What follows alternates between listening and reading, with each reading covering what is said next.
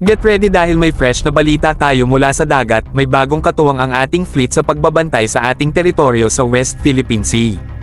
Ito ang Ocean Tugboat, isang puwersa na dapat pagbilangan, na armado ng water cannons, oil spill prevention capabilities, at kahit ang kakayahan na mag-deploy ng mga buya upang markahan ang ating mga teritoryo.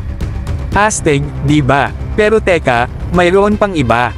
Hindi ito lamang ang karaniwang tugboat, hindi. Ito ay isang simbolo ng ating hindi nagbabagong pangako na protektahan ang ating mga karagatan at itatag ang ating soberanya.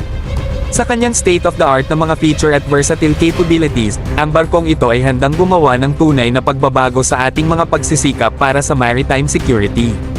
At huwag nating kalimutan ang brighter side ng bagay. Isipin mo ang mukha ng mga magiging intruder kapag nakaharap nila ang ating bagong tugboat. Parang magdadala tayo ng water cannon sa isang maritime standoff, malinaw na mensahe, di ba? Kaya heto, cheers sa ating bagong maritime ally, na handang ipagtanggol ang ating teritoryo ng may tapang at determinasyon.